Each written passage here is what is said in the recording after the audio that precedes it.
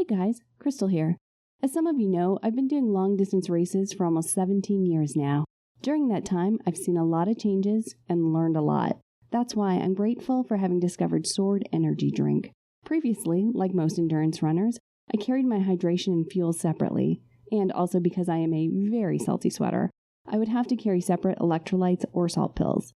Now, with Sword, I'm able to get everything in one simple product that contains only 6 natural ingredients. Recently, I did the math on what I used to take in during a typical marathon and was floored to discover that I was putting in over 30 different ingredients into my body. So, if you're looking to simplify your nutrition strategy, I would strongly encourage you to check out the information that's available at drinksword.com. If you decide you want to test it out for yourself, be sure to use the discount code Heartland Runner to save 20%. Now, on to the show. Welcome to the Heartland Running Podcast. Join Crystal, Andy, and Steven as they explore all things running related in the Heartland and beyond. Hello, everyone, and welcome to the Heartland Running Podcast. We appreciate you guys sticking us in your ears or in your car or however you're listening to us. And I'm really excited to be with a special guest tonight. But first off, I'm Andy. I'm Crystal. And I'm Steven. And we are the hosts that dare to wear short shorts. And speaking of short shorts, I would like to introduce our special co-host tonight. He is Coree Woltering. And Coree, he is a professional trail runner. He runs for Innovate and Down to Run. He enjoys racing any distances on any surface. So in 2006, that was a real breakout year for Coree. And he was running personal records from the 5K to 50 mile. And with the biggest highlight of 2016, running a 5 hour, 30 minutes and 15 second 50 mile at Tunnel Hill. So we're probably going to be talking about Tunnel Hill quite a bit because we know that Steven and Crystal, they're going to be ending up there this year. And it also ended up being the second fastest 50-mile time in North America for that year. Congratulations, Coree, on that. Coree wasn't always a distance runner. He ran track in his school days, and he also flirted with triathlons for a few years. But after discovering the trails and ultra running, he found that that was his passion.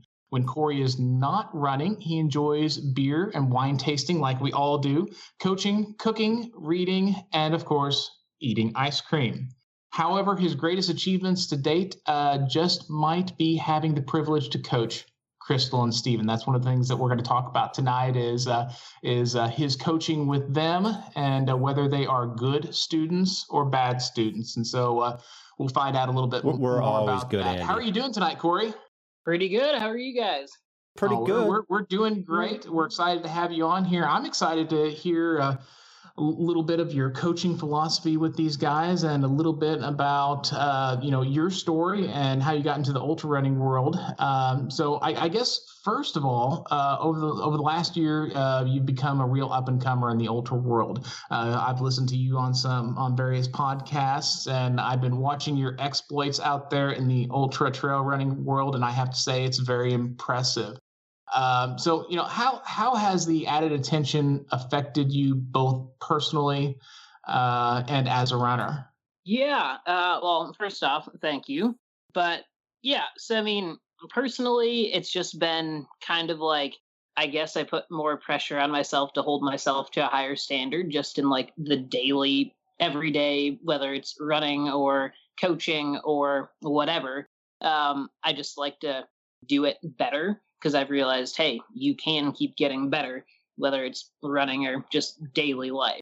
As a runner, I think I'm way more injury conscious, I guess, and just trying to stay healthy and trying to put in more miles, more volume, more speed, but yet still stay healthy. Because, I mean, if I can't stay healthy, then what good is it to run 5:30 once, Like, it doesn't do you any good. Now, do you notice now that you're, a sponsored athlete, you've got some wins behind you, are you noticing more attention from the general running public when you show up at a race? Yeah. Well, the cool thing was I saw myself in like Ultra Running Magazine or whatever it was earlier this year, Trail Runner Magazine. I can't remember which one, but that happened. And then I raced a 50K like the day that article is coming out. So all of a sudden it's like, hey, you're the kid that was in that magazine and now you're at this race. And I've been racing a lot of stuff back in the Midwest because I'm living in Illinois right now. So I'm kind of being known at different stuff around here, and yeah, it's pretty cool. Any autograph signing yet? Movie deals, anything like that? Actually, there will be a fun thing coming out this fall. I just can't talk about it yet, but it's pretty exciting. Ooh. I know we're gonna have to do like a contest. Who can guess what it is? Something maybe. I guess there are multiple fun things happening this fall. Now you've been sponsored by Innovate for not quite a year yet, but probably coming close to a year. How did that all come about? Did they approach you? Did you approach them? Kind of a mutual thing? Yeah, so they approached me last year after Tunnel Hill because I was still relatively unknown up until Tunnel Hill. I mean, I had finished 4th at Silver Rush up in Leadville. I had finished 4th at American River. But it just 4th doesn't really get you noticed.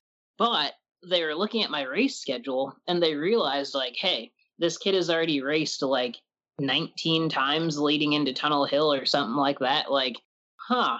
And so, I mean, I raced 23 times total. And I ended up having a DNF at North Face last year as my last race of the year. But I had 13 wins and 12 of them were course records. And I mean, I was running PRs from 5K to 50 miles. I won 5 ultras and 2 marathons last year and ran PRs at Chicago and Tunnel Hill. So they kind of realized hey, this kid likes to race a lot.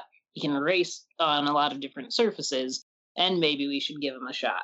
All right. They've been treating you all right? Yeah, great. Oh, good. Because I was going to say we had a friend at Innovate, but he's since left. Could beat someone up for you, but that just won't happen anymore. So. Yeah, no need for that. now, I have a question with all the racing you're doing. Do you worry about burning out? Yes and no. It's more just I don't race everything to the max. I pretty much do a lot of stuff as a workout because I really like being out there. I like racing, but I focus on maybe 3 to 4 events a year where I really put everything into it. And then other than that, it's more just kind of fun, I guess. Okay.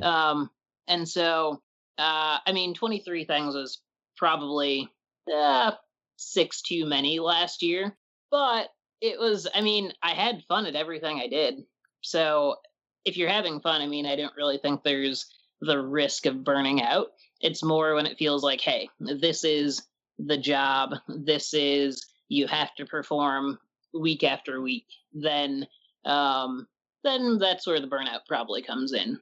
I have a question kind of in that too. How do you rein yourself in that once you put on that number and you go to the start line and this is a race, I can't full all, give it your all. And people are, especially now, going to be looking at your results, looking at the ultra sign up, that kind of stuff. How do you talk yourself and, down from that? That's a great question. The best way to do it is just if you sign up for something knowing you still have a bigger race coming up after it, then it's, do you go for the win at the smaller race? Or even say the course record at the smaller race? Or do you stay true to what you said, hey, this is my end goal, and I know that if I race super hard 3 to 5 weeks out, then I might not be able to perform as well later on. 2 years ago, I would have tried to race everything super hard, and now I'm just trying to really just focus on self-control and back off. But obviously as a professional runner, you have to take opportunity where it presents itself. So if it wasn't your goal race, but you're feeling, I just feel perfect today, do you go ahead and take that opportunity then to win or set a course record? And it's man, everything's just hitting right today. I better take it while I can. Yeah, I definitely have days like that. I mean, if you're feeling good, then you might as well kind of go for it, because normally in a training cycle, like, you're not going to feel great in a tune-up race, but it's like, if you are feeling good, then maybe you can push a little bit harder. But like, I still, even in a tune-up race, I won't race anything all out. So we talked a little bit earlier about, you did a transition from some of the shorter distances, road distances, to the trail ultras. What was that hardest part of making that transition for you, to change to the trails? I guess I didn't go straight into longer trail stuff without having done some just longer other type of stuff before. Because I actually was doing half Ironman stuff while I was in college also, because I was always injured in college. So I had to swim and I had to bike, and it just kind of made sense, like, hey, you might as well all just, add a run onto it and do triathlon stuff. So I raced age group nationals a couple times. I raced worlds for the half Ironman a couple times. And it was just, I mean, for a half Ironman, I was racing for 4.5 hours. So, and that was still as an 800-meter runner. So it's like, I had the speed, but yet I still had to have just like the mental focus to be able to do both. So then when it came to ultras, all of a sudden it's like, oh, I'm really only racing for an hour and a half to 2 hours more at some points. And so it wasn't really a huge problem, I guess. It just it felt natural. So mostly are you mostly doing the longer distances, or do you ever have a desire to go back to some of that shorter stuff, like maybe picking up some half marathons or maybe 10Ks or 5Ks or something like that? The short stuff hurts. Yeah. Like, the short stuff really hurts. But I'm actually racing a half marathon on August 12th. And then I'm also racing the Quad Cities half marathon on like September 24th, I think, or something like that. So I will get in a couple of half marathons this year. And I mean, to run a fast marathon, I guess I really do need to get some half marathon, 10K, even 5K stuff in there. Mm-hmm. But I mean, I've just really been enjoying, 50K, 50 miles, 100K, not so much, but then 100 miles, like, I really enjoyed that. So that's kind of odd you said that. Is that because not having run 100K or 100 miler yet, do you enjoy the 100 miler more because you're already hurting at 100K, so might as well finish off and make it even 100 miler? Yeah, almost. Yes, maybe. Like, my first 100K and my first 100 miler were only 3 weeks apart. And I mean, they both kind of just sucked in general. Like, it all hurt. It was just a matter of, are you moving a little quicker or are you moving a little slower? But, like, even the 100 miler, it didn't really start to hurt until about mile 60. And then I'm like, well, I've been here before, just, I guess I still have another 40 miles to run. And then, but it's like, I can run 40. I mean, I didn't feel like I could at the time, but you know that you can do it once you get there. Because I've said before, I almost prefer the 50K to the marathon distance, because I think, like a lot of people, the worst part for me is that mile, 21 to 24-ish is just where everything just sucks. And then after that, I'm like, okay, I just keep going, I guess. I'm over that, so I can keep going. I was just wondering if it was the same from the 100K to the 100 miler. Yeah, just with the 100K, you still have like 40 miles to run rather than 10. But at that point, that's like, a 5K. Like, you just keep moving. One foot in front of the other. Yeah, so you, as we mentioned, you absolutely crushed Tunnel Hill last year. You got the course record, and at the time when you'd finished it, it was the fastest 50K trail time in North America. But I guess somebody snuck in right after it before the end of the year and beat you on that. So what are your kind of plans this year? Yeah, so I'm definitely going back to Tunnel Hill, and this is where things start to get interesting because, like, I did have the fastest 50-mile time, whether it was road, trail, or mixed, for 2016, for like 6 days or whatever. And then Jim went off to JFK and ran like 5:22 or something at JFK and blew that out of the water. Hey, Corey. But do you need us to call Tanya Harding? No. Get all goony. But it's like, but still, it's like, I had the fastest time for 6 days though, so I was pretty happy with that. But the interesting thing with all of it is, like JFK is definitely like a trail race, but it still has a road section in it. So JFK is not an all trail race, as they call it. So I ran the fastest like all trail 50-mile time in North America for 2016 last year. However, I'm looking at going after the North American Trail 50-mile record this year, which is 5:20:25, set back in 2000, and it was done somewhere in Texas. But I'm looking to take that out this year. So going below 5:25 at Tunnel Hill, that's the goal. Yeah, well, 5:20:25. 5:20:25. Okay. So you shooting for like even 5? No, not that bad. No. It's just a nice round number, man. You might as well shoot for it. See, I can't even wrap my head around that. So what sort of pace do you have to run for that? So Tunnel Hill, the 50-miler there is like 50.2 miles. So I ended up running like 6:35 per mile, I think, last year at Tunnel Hill. And I felt really good at the end of it. Like, I felt really good the whole day. But I was almost scared that I was going to blow up, because the previous year I ran 6:18 to win Tunnel Hill and set the course record. So then I went back a year later and ran 5:30. And it's like, I've been here before. Like, I've come through the halfway point at roughly the same amount of time, and I don't think this is good, like, and that's when your head starts messing with you. Like, did I come through too fast? Did I come through too slow? Like, what's going on? But I don't know. I mean, my marathon PR is also 11 minutes faster from last year than it was the previous year. So it's like, I guess, if you can run a fast marathon, you can run a fast 50-mile if you train properly for it. But it was kind of crazy, though, because I thought it was like, oh, I'm going to blow up again, and this is not going to be good.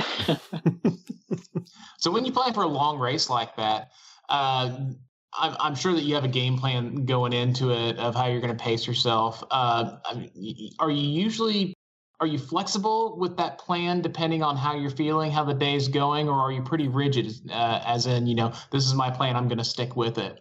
I like to kind of stick with the plan, but I'm also very willing to let it go if I need to. Just because, especially at Tunnel Hill, where there's maybe 1,200 feet of elevation gain, but it all comes in like the second half of the race.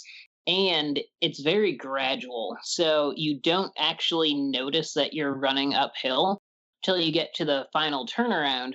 And then you're heading back to the finish line and you realize, hey, I have like 12 miles of downhill to the finish or something like that.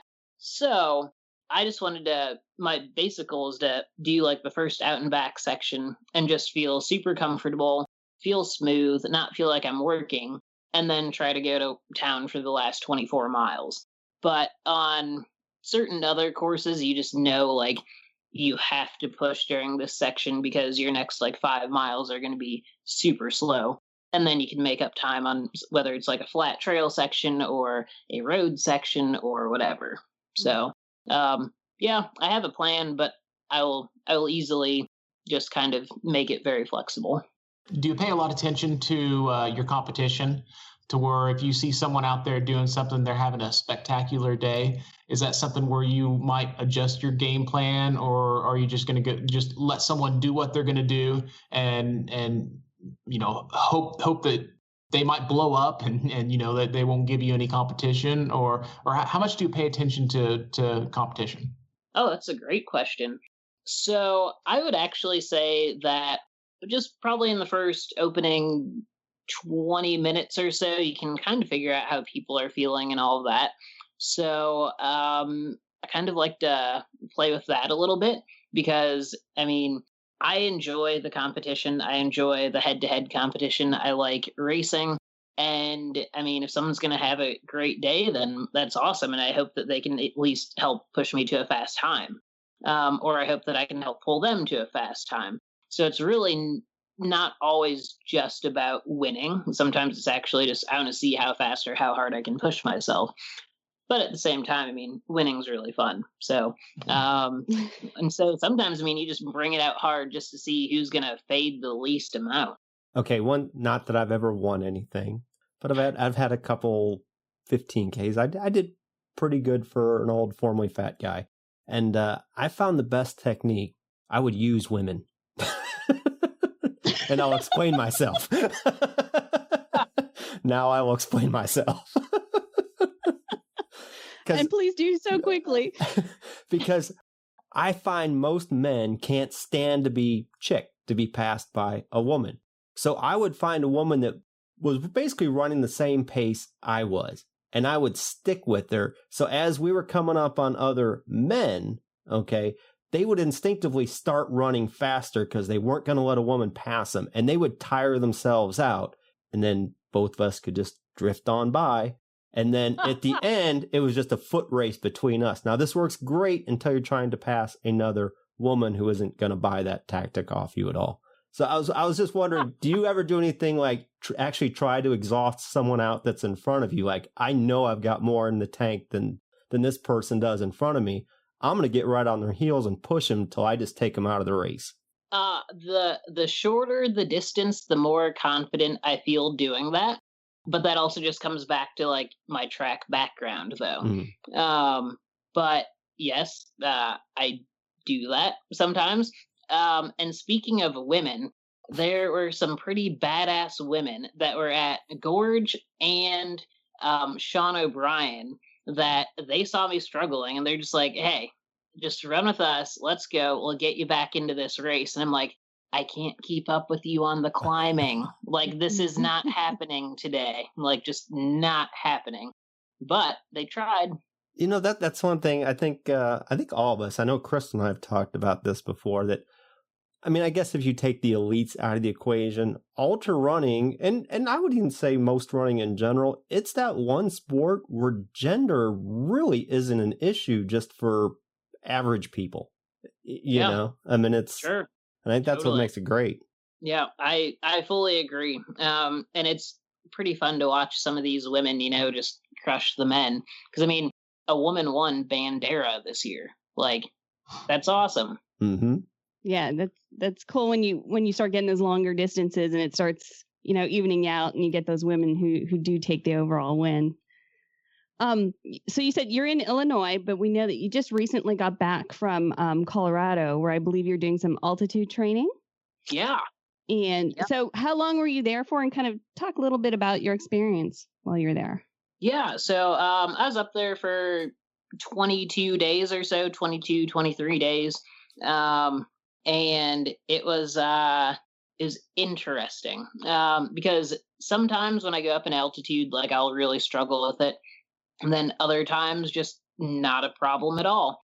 And I mean, I flew into Denver at like 11 o'clock on a Thursday night. And by 10 o'clock on Friday morning, we were already finishing the last 20 miles of the Leadville 100 course. And so I went straight up to Leadville basically and was running at 10,200 feet. And I really didn't struggle too much with the altitude. Some of the speed work I tried to do up there wasn't necessarily speed. It was pretty slow at that altitude. But just running in general up there was great. And so I got in, I ran the numbers a little bit, just trying to figure out what I did. And I did about 275 miles in those 22 days. It was about 38 hours of running and about 20K of vert.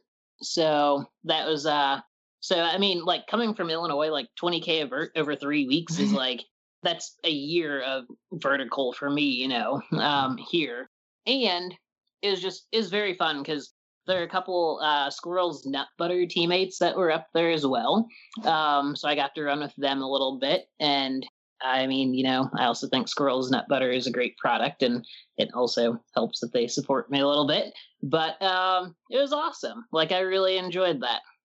Just getting to see some teammates, getting to put in some miles with them, getting to just run on stuff that I haven't been on in a while, and just kind of really fine tune some of my technical skills for like when I go run on like the Ice Age Trail up in Wisconsin and fun stuff like that. Is Leadville 100 on your radar? Not this year. It will be at some point.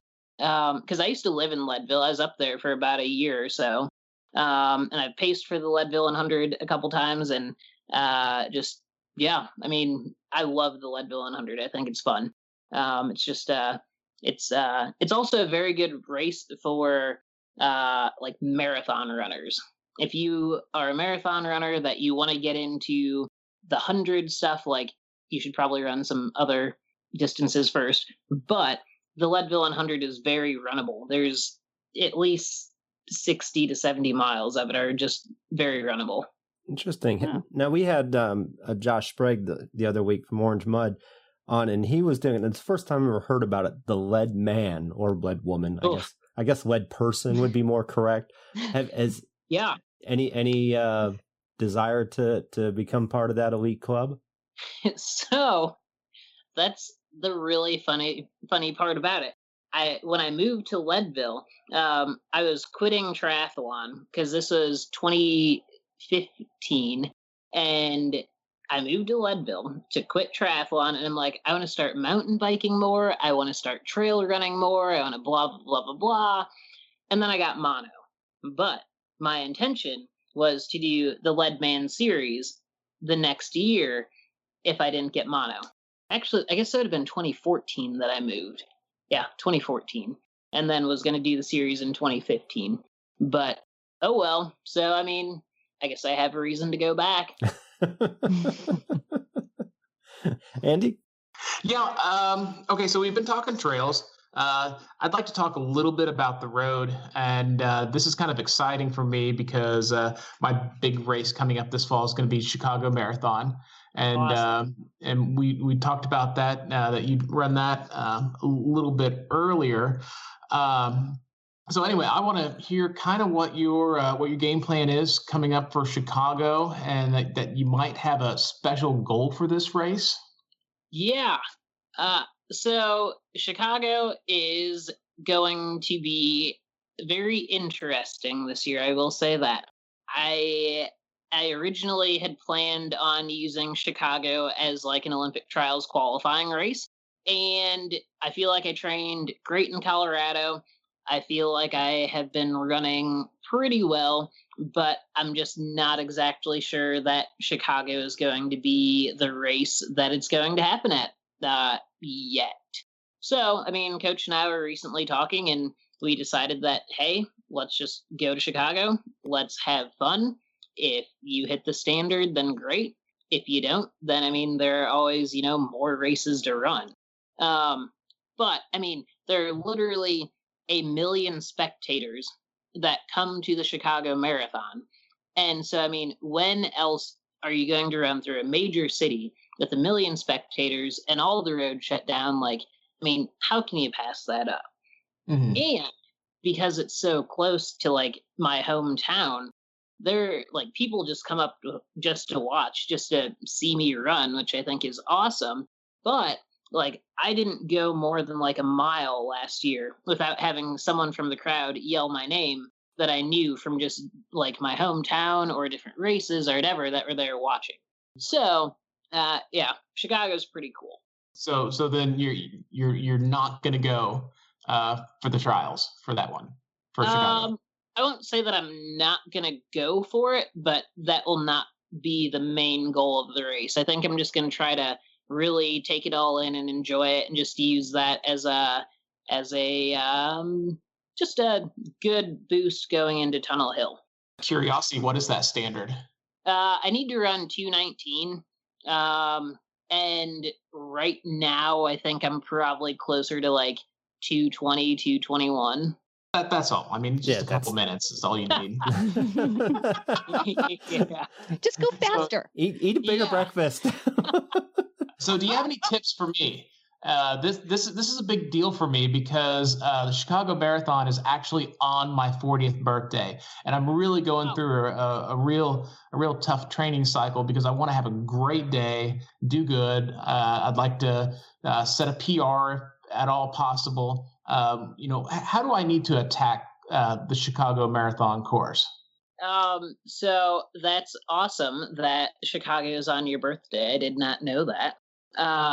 So that will make things very fun. Honestly, the whole course is, I mean, I don't know that you can find like a course that's any more flat than Chicago until you get to like mile 26. And then there's a bridge at mile 26, and it's not long. It's just short and steep. And you make this right-hand turn, and you think you're going to the finish line, but you're not. You have to go up and over this bridge, and then you make a left-hand turn to the finish line.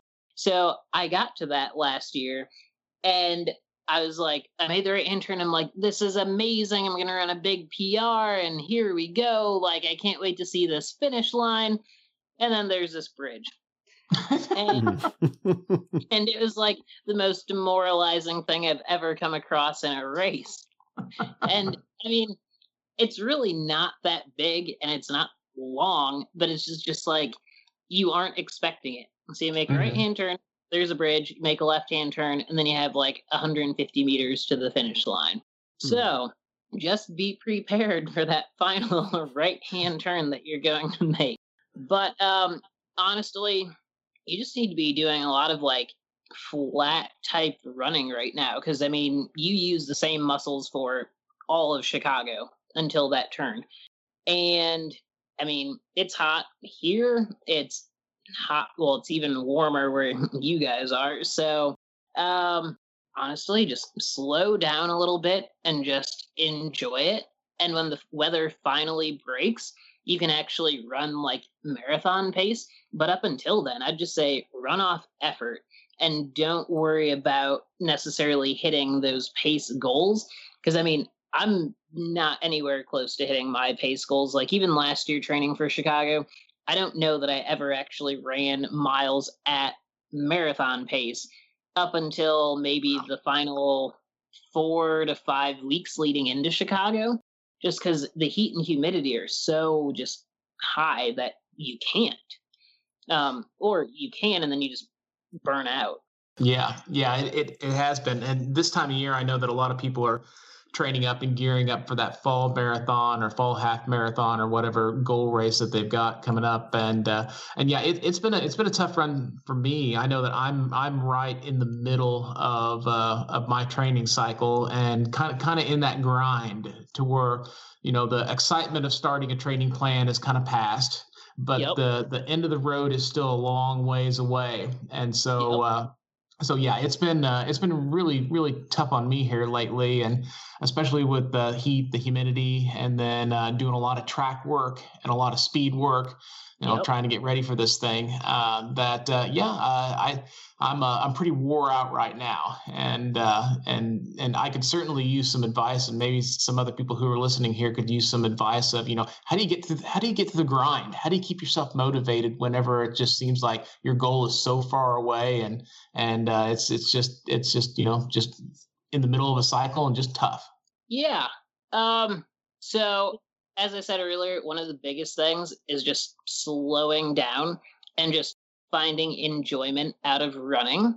And it's actually kind of funny because my coach and I were having this conversation recently when I realized, like, hey, to get from, even if it's like a 221 down to a 219, or whether that's, going from like being a couple minutes off the BQ pace to realizing I may not hit this year, like, are you enjoying what you are doing? Are you enjoying the process? And how will this help you moving forward? Like, there are other races that we can really go after something, which I don't know. I always said I would never train for Chicago again, and yet here I am running it again. But yeah, just it's really just keeping that positive mindset and knowing that like this heat and humidity that we are dealing with now are basically like sea level altitude training. Because if you can run in this heat and humidity, then you will be able to run much faster when it finally cools off, or the humidity breaks, or the heat breaks, whatever. And I don't know, there are even some days where I'm just like, what am I doing? Like you really have to want it, I guess. Well, Corey, if you make the standards for the Olympic trials, I will be very happy for you. I will also be worried that you're going to raise my rates. No. But nope. I'm just teasing there. Now, in regards to Andy's training, and I don't know if you saw Andy made a Facebook post today. I think he's overtrained. I think he's overtraining a little bit. Yes. And yes, I did see that. And so then I had to go look at Strava and all that stuff, which I really don't pay attention to Strava. Like I post like what I did, and I post usually like the beer of the day and that stuff, and then I get off of Strava. But I saw that, and just back off the intensity a little. Like even if you need to back off the mileage a little bit, that's totally okay. Like I take 1 day off a week. I have some people that take 2 days off. There are some people that are taking 2 off, and it's like that's totally fine. Like at this point in the summer, recovery is going to be like a way bigger benefit than trying to push hard all the time. Not that you're trying to push hard all the time, but even if you feel super beat up, I'm like, I'd just take the day off. Yeah, and I think I am getting to that point where whenever I woke up this morning, which us three that host this podcast are crazy, and we all get up at 4:00 in the morning to go get our runs in, and so whenever I woke up this morning, I absolutely did not want to go out, and I did not want to go to the track. And whenever I got started running, I did not want to do it. And I think that that's a bad place to be. And I should never want to be at that point. I should always want to be excited to, do my workout and do the best I can. And so, yeah, I think I'm at that point where I might need to either back off on those paces, or maybe just take a day off whenever I feel beat up, because I do feel a little beat up right now, and I'm a little sore and a little tired, and it might be time to back off a little bit. Yeah. And I mean, honestly, you're not going to lose anything by skipping a track workout or missing a day of running, or even 2 or 3 days of running. Like, as long as you're healthy and have a good mindset about it, and especially like if you say you take the next 3 days off, as long as you just say, hey, I'm doing this because I know that I still have 9 weeks or 10 weeks or whatever it is till Chicago. I don't even remember at this point, but it's like, this will all help me get to race day healthy and happy. So, yeah, I mean, I skip days every once in a while. Like, if I really need to, I just put my running shoes on and I'm going to go run. And then I say, no, actually, that's not happening today. And I walk right back inside. It's better to take 3 days now than to go too far and then have to take 2 weeks. Totally. Yeah, totally. No. I just know from your post, a lot of it sounded exactly what happens to me when I know I've been overtraining. You don't want to run it. And a lot of times I'll wake up and I don't want to run, but as soon as you start running, you're like, oh, okay, this is why I get up, but it just never feels right. Another symptom, I don't sleep very well. I know I'm getting overtrained if I just can't sleep, even though I'm dead tired. So that's why I think I just wanted to reiterate, to everyone out listening too, that, kind of like Corey said, it's okay to take a couple of days off mid-training cycle if you're just beat up. And in fact, that's probably better for you than to obviously keep training. Yeah. Well, now that we've talked about my training, I'm interested to hear a little bit about Crystal and Steven and their training, since you're coaching both of them, and they've got that goal race of the Tunnel Hill 100. We're perfect students, baby. We're perfect. 100 miles. I can't even fathom and don't even want to even consider something like that. But anyway, I would be really interested to hear what it's like to coach them and, kind of individually, what are their strengths? What are their weaknesses? What do they need to work on? Are they lazy?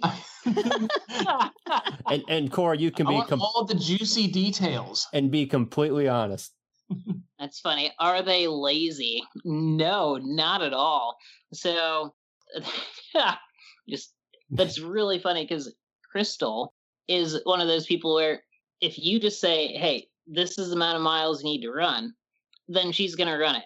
And you could totally just be like, hey, we've been doing this for like 4 weeks, and now you're going to run like 80 miles in a week. And she would be excited about it. And so it's so funny because she's always like, oh, I'm really happy at the training. And I'm like, I like to train and it's great. And then, but Steven's the same way, but he likes to have this day and this day off. And that's great. Like, as long as you know what you want to have off, that's perfect. We can get everything else in those days. So as for strengths, honestly, they're both super mentally strong, and they both just find like the joy in being outside, whether it's, hey, we're going to go for this road run, or we're going to go get on this trail, or I'm going to go on this super technical trail today and I'm going to run whatever pace per mile. Like, that doesn't matter. They're just very happy to be outside. And so that's pretty awesome, as a coach, because I'm like, my athletes are really happy to be outside. I should also probably be really happy to be outside. Like, sometimes I kind of forget that at moments, and I'm like, oh wait, this is good. As for like a weakness, honestly, for Steven, I'd say just injury prevention. Just not pushing too much, I guess. I don't want to say too hard, but too much, just not too much overall volume. More intensity. I'd say for Steven, it'd be the intensity. Whereas for Crystal, I would say just not too much overall volume, because she's a workhorse. We could get her to do as much volume as you'd put on paper. And I don't know that she'd question it. So, yeah. But she kicked our asses at ruts. I know. Like, I was like, well, and so I started coaching her like, what, a week or 2 weeks before ruts or somewhere in there. Like yeah, I think that's what it was. And next thing you know, she's like, oh yeah, I just finished 5th female at ruts, or 4th female or 5th. It was 5th. Yeah. And I was like, okay. Like, because I was looking at some of the females that were on there, and I'm like, that's a pretty strong finish right there. Corey, you're my lucky charm. I got to tell you. So, I as I told you, like, my legs just went dead. I never mentally bonked or anything. So at one point I'm like, I got to stop for a second, just kind of stretch things out. Mentally I was fine. I stop it. Here comes Crystal, just big smile, and she's running past me, and she stops. Are you okay? And I'm like, yeah, I'm just stretching. Oh, okay. And then she waves and off she goes.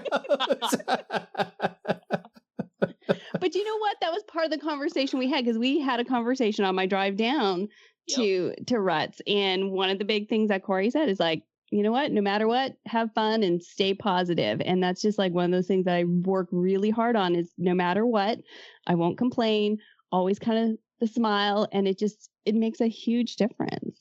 I want to tell everyone something about Corey, because we had just a couple brief messages the other day. He's asking how the weekend went. Is it too hot? And I told him, I said, well, usually on the weekends in the summer, I wait till the hottest part of the day to go out on my run. And he's like, that's nuts. I do the same thing. Be careful. Well, because it is all that, when I first started with Corey, and he kind of said, what are your goals? What do you like? Like any good coach should do. And I said, it's really important for me that I at least have a couple runs every month that are like, just go out for 3 hours. I don't care how fast you go, how far you go, whatever you do, just go out for 3 hours. So I enjoy it when it's that hot out, because I have no excuse. Well, is it no excuse the right word? I have to take it easy because it's so hot. So I can just go out and enjoy being out. I can't push myself or I die. So, Sure. Yeah. And that's the time of day they serve funnel cakes, right? Well, that's only once a month. First Sunday of every month out at Baker Creek Heirloom Seeds. It is an exactly 20 miles to go there and back. So I go out and I have a funnel cake and listen to some bluegrass music, which I'm not a huge fan of, but when it's live, it's good. And have some hippie food. So. Oh, it is, man. This place is all hippie. It's all sprouts and It smells like patchouli. Yes. Andy, you've been out there, haven't you? I've been in the area, and so yeah, I've got a pretty good idea of what we're talking about. Yeah, I mean drum circles, the whole 9 yards. Yeah. But anyways, Miss Crystal, you're up. All right. So you've talked a bit about it on Strava, and this is one of the reasons why I like to follow you on Strava. Your miles, times, all that are really impressive, but I really like to follow the beers that you post because I appreciate it. I appreciate a good beer. So I want to know, because we're starting to ramp up training and all that. I want to know your current top 3 recovery beers. Yeah, so for a recovery beer, if I'm going to go somewhere, I will go to Tangled Roots right here in Ottawa, and they have an English mild on nitro right now. Ooh. So that's pretty exciting, and it's just something different. Like, because I was out in Colorado, and then I came back from Colorado, and they're like, "Hey, this is the new beer." I'm like, that's awesome.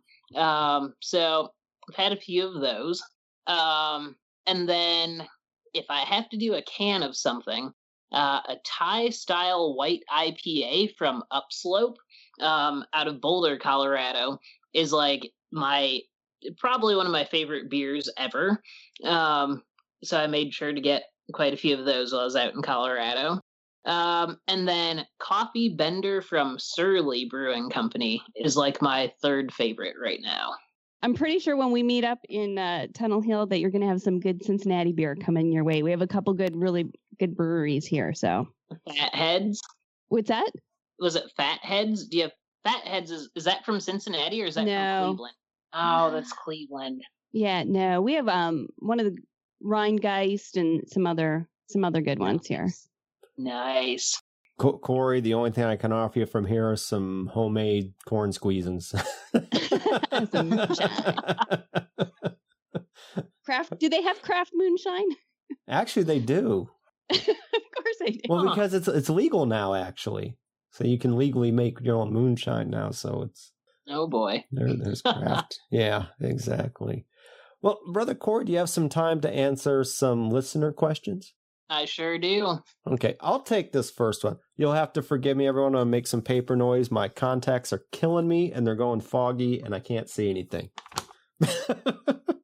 Now, the first one is from a gentleman who I think he might have an ulterior motive for asking this question. So, S.A. Stasco, I wonder who that is, asks, so really, why VFuel? Yeah. So VFuel, I've actually been using them since I ever visited Colorado for the first time.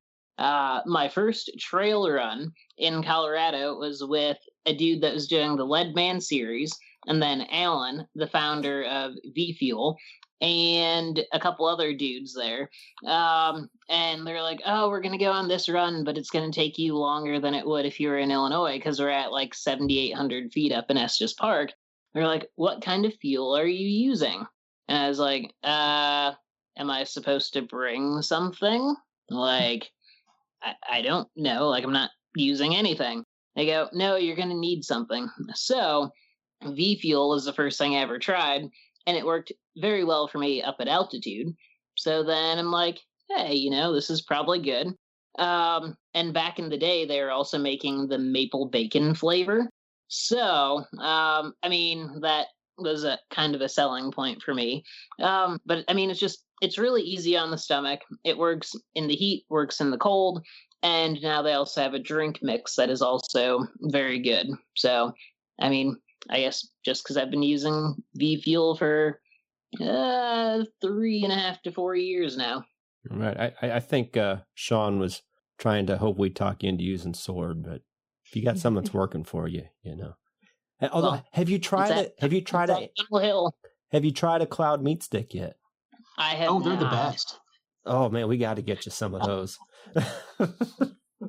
Definitely. Yeah, we'll get some shipped out. We can do that. Do you want the originals, the honey barbecue, or what is it, jalapeno cheddar? Is it just the hot? Just the hot. Okay. Ooh, hot. Yeah, the honey barbecues, man. That's where it's at. Well then, and they are excellent with beer. Very excellent. Mm-hmm. Even better. I have them with cheap wine, so yeah. There you go. I mean, we drink our fair share of wine too, so. Crystal, you want to read the next one? Yeah, sure. I'm still laughing at the cheap wine. All right, Radio 36. I'd like to know if he does any weight training or any type of training he does besides running. I do not do any weight training. As for stuff other than running, I have a warm-up that has some forward, backward, sideways lunges in it and a couple other like hopping around things, and then go out for a run. After a run, I do 30 push-ups, plank for 2 minutes, and then I do the like mountain running circuit that David has us doing. But I mean, literally probably 5 to 10 minutes a day on just very basic stuff, like all weight bearing, no extra stuff, no resistance bands. Yeah. Okay. Next question, and this is BQ by 30. I believe this is Robert Gonzalez. There's 2 questions here. Do other people, other than those in the group, give him grief about the Speedos? And then the second question is, what did you learn from your DNF at the 100K? Now, first of all, I'd like to add that if you run as fast as Corey does, he could wear a tutu and I wouldn't care. It doesn't matter. So anyway. So the Speedo definitely gets some looks at different races, especially when you get to like road races, like just like say like a road half marathon, because like nobody knows who I am when I'm racing this other stuff. And it's like, what is this dude doing in a Speedo and a crop top, showing up and then walking up to like the start line, trying to get onto like the front line, you know? And I'm like, hey, you know, you can laugh all you want, but I mean, there aren't that many people that are usually going to beat me. So it's just kind of funny. Like, you're getting beat by a grown man in a Speedo. Like, like you want to laugh at me before the race, but I'll get the last to laugh. Love it. But yeah, as for the 100K, that one is more of like, you know, if you're not actually injured, you can finish the race. So like Sean O'Brien would have been easy for me to drop out of the race at like mile 20 or 21, whatever that aid station was, because my day was done and gone. But I'm like, hey, you know what? I'm not injured. I am here to finish 100K. Like, well, I was actually there to try to get a golden ticket, but I realized that I was probably just going to be there to just finish the 100K. So I'm like, I'm not injured at Sean O'Brien. I can do this. And so I spent like almost 13 hours out there just trying to make it through the deep mud and all the craziness that was out there. It wasn't a great finish, but I'm like, hey, I finished 100K. At Gorge, not so much. That was, I don't know, had a couple just nasty falls early in the race. And the funny thing is, it was all on just like super flat sections. But I'm like, you know, I busted my knee like a mile out from the 50K turnaround, and I was injured, and because I just couldn't put pressure on it, like going downhill. And so I'm like, well, maybe I'll go into the turnaround and then I'll try to climb back out, and then I'll see if I can, you know, if things are going to come around. But, it took me another 4 hours to go 10 miles. And then I'm like, yeah, I'm pretty sure that this is not going to work well. Like, I'll be chasing the cutoff at this point, and I have other things on the schedule. So at this point, yes, I am injured. I do need to drop here. But, yeah, it's like, I don't know. And I mean, for other elites that get paid way more than I do, I understand why they drop sometimes. But I still did 40 miles of Gorge. Like, just wasn't my day. And Corey, before I read this next one, I didn't know if you knew, Crystal, if we do Tunnel Hill, the 100, it's got a Western States qualifier. So, of course, we're both going to enter our one ticket into the lottery. We are both assuming we're both going to get picked to do states. So right after Tunnel Hill, we need to start training for Western States. Perfect. I like it. I like it. Okay, next question. These are all from Instagram, by the way. The James Andrew. I have to move it a little closer to my blind eyes. Do you have a go-to meal or caloric goal to hit before a long race or competition in general? Calories 2 days before, night before race? Do you stop eating after a certain time so you are able to have a clear stomach and nothing to worry about digesting during the race? Thanks. Yeah. So for the go-to meal the night before a race or competition, believe it or not, like, I usually just want like a burger and fries with a beer. I don't know what it is about it, but that's usually worked quite well for me. I try to stay away from anything that's like salad, like greens, anything like super high in fiber type stuff. But I don't know, just a good burger with fries and a beer seems to be the trick. I But agree. overall though, I don't count calories. I don't really think about it, because I mean, I feel like I eat pretty healthy just day to day, because I mean, we cook probably 90% of our stuff from scratch here. Like, we don't do boxes, we don't do cans, we don't do whatever. So it's all go to the supermarket or IGA, and then you go bring it home, cook it, there you go. So we're at the grocery store 1, maybe 2 times a day. It also helps that the grocery store is like a half mile from the house. But yeah, I just don't think, changing the way you're going to eat the day before or 2 days before is going to help you any more than just eating what you'd normally have. So yeah, I mean, the burger's not going to be like freshly made and grilled on our grill, but it's still probably going to be decent quality.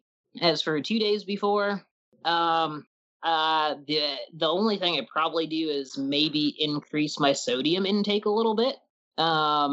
And I do that through like tomato juice or like V8 or something like that. The night before, as I said, like, I don't really do anything different. And what time do I stop eating? Sometime between like 6 and 7, just the night before a race. But then I also wake up between 1:30 to 2:30 a.m. and I eat breakfast on the morning of the race. And then I go back to sleep for an hour or so. And then I have my coffee just to get everything out before I leave the hotel. And then I go to the start of the race and everything's clean. So that's why I have to stop eating, like 6 or 7 the night before. Okay, we got a question here from Hi, it's Joshua. And then how do you get over the hurdle of doing workouts and other runs solo? That's kind of something that I do also myself. He says it's been his greatest weakness post-collegiate running, and he knows it's something that you've seemingly conquered. Yeah, so I do probably 95% of my training solo, I'd say. Actually, more like 98% solo. But honestly, I guess it goes back to what we talked about earlier. Like, do we actually enjoy what we are doing, or are we just doing it because we need to hit a certain time or a certain place or what? But I recently discovered Apple Music, because it's like, sign up now and you get your 3-month free trial. And so I just started listening to different music, and I have different people send me their playlist of like, hey, this is your running playlist. Like, I'll send it to you. So then I get to listen to other people's music, and that's like, that will get you through a week of running. Then you get someone else to send you one, and someone else will send you one. Because I used to not run with music at all. And now I'm getting back into, like, on my easy days, I'll run with music. On workout days, I'll still run without music, just so that I can actually focus on the task at hand. But it's, I don't know, I haven't found it just super difficult to do alone. It's more enjoyable. And if you have someone else there. And now there is a dude that is working in the next town over that is also training for Chicago. And then one of my college rivals is actually home for the summer, and he's run like 30-30 for the 10K. So he can drag me through workouts. So that's kind of fun to have just different people at different times of the year to help you out on, you know, days when you really just don't want to run. So, I mean, I think it's Josh. He's out there in Boston, and I'm like, there are a lot of very good running groups out there that you could join, and that would be very fun to do, I think. Yeah, so the next one comes from JStag SBR, and it's 2 questions, and I think the first one you've kind of talked about a little bit earlier. So first question is, do you, and if so, how do you adjust runs in heat and or humidity?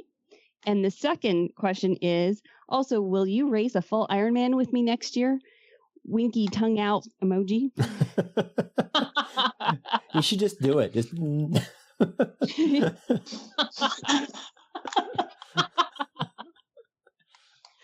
So, yeah, for heat and humidity, honestly, slow down, bring water, don't worry about pace, just get the mileage done. Because, I mean, I really don't look at my watch on these days. I just kind of turn it on, so I have it to send to coach, and I just let it do what it does.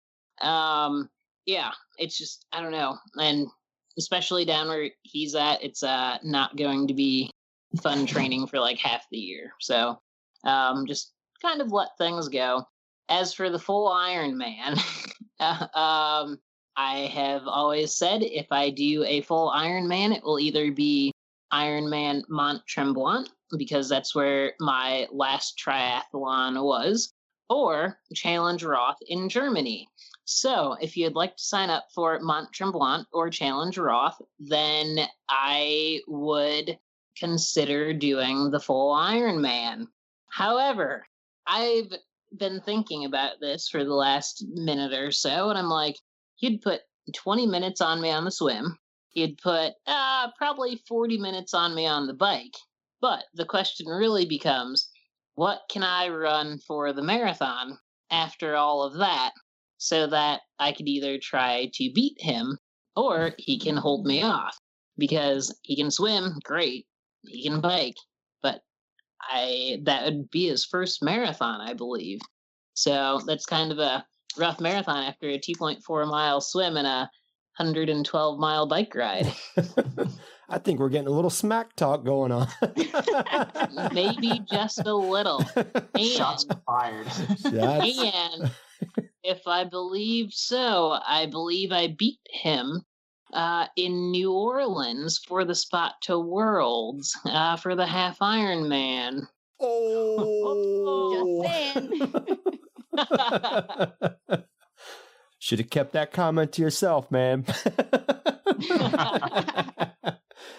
When do you want to read this last one? My eyes are gone. You go ahead, Andy. Okay, well, I was hoping I wouldn't have to, so I wouldn't have to pronounce the name, but it's KLPLVNV, so I'm going to try to pronounce it. All right, and so what protective actions are you taking to prevent injury to your joints, hips, knees, and ankles? Are you taking any special vitamins or supplements, or any physical restraints? I didn't understand that last part. Yeah, I don't understand the physical restraints. I was thinking like, part. And I'm not sure that's appropriate for this podcast. Yeah, let's just skip that one there. But anything to do for your joints and hips, or any supplements or vitamins that you take? So, honestly, it's just the warm up that I do, which is like the lunges, like the lunge matrix we do, like that's supposed to be good for like hips and knees and that stuff. And then the push-ups and 2-minute plank, and I take vitamin D and iron, just because I've always struggled with like lower iron since like high school. My iron levels have just been low, so I have to take that vitamin D. Like, I'm just dark enough that it's like it doesn't matter how long I'm out in the sun, I'm still not getting the vitamin D levels that I need. And Epsom salt bath and foam roll. Just get nice and toasty in the bath, and then go foam roll, and boom, that's about all. Now, I drink lots of cheap wine. Does that count as a supplement? I think so. It's grapes. It's good for the blood or something. Yeah, I don't know. Well, it's made from grapes, which, they have antioxidants and see? It's your daily dose of fruit. Yes. Well, straight from the box. Exactly. Hey, no box yet. I'm not old enough for a box yet. But my favorite... It's... Go ahead. Oh, boy. I was going to say, unless you do like Boda box, and then there you go. Because, that's a good box for a decent price. Well, actually, the kind I drink, and I get it right from Walmart, so it's high quality. that normally the bottle. Now, I'm for those listening, I'm making size comparisons with my hands, but normally, the bottle's like 12 inches tall. Well, they just came out with like a 24-inch tall bottle. It's enormous.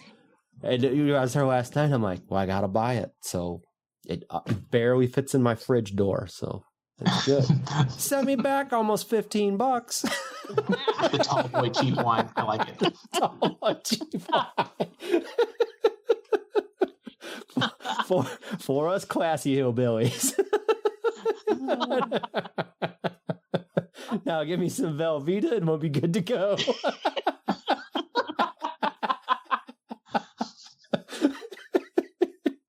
That's what you're working with, Corey, just so you know. And some diced up Andy's Clouds meat sticks. And we'll have some can of peas. We need to work on your nutrition really bad. Ultra runners. What a crazy bunch. Well, Andy, looks like we're running a little long on time. You want to close us out? Yep, we sure can. Well, Corey, thank you very much for coming on here and dealing with our nonsense and craziness that tends to erupt towards the end of the show. But definitely, good luck coming up with Tunnel Hill. Good luck with Chicago. We'll be excited to follow all of your adventures there. And then if you want to find Corey on the web, you can look him up on Instagram, just Coree Woltering. And then are you on Strava if someone wants to follow you there? Yeah, same thing, I think. I'm like, all right. Okay.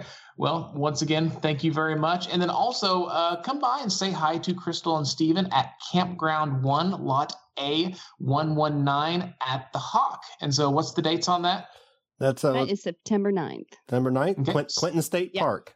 All right. And then we'd also like to give a shout out to the Ozark Mountain Daredevils for the use of their music for our intro and outro. And if you want some more information on the podcast and what we've got going on, you can visit www.heartlandrunning.com.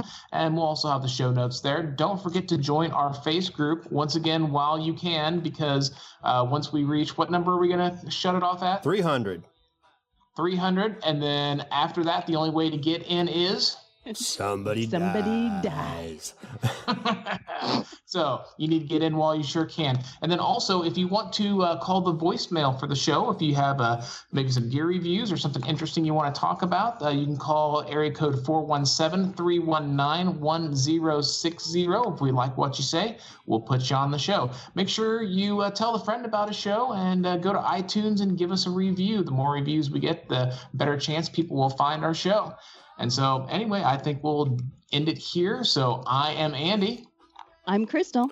And I'm Steven. And we will see you next time. Thanks a lot.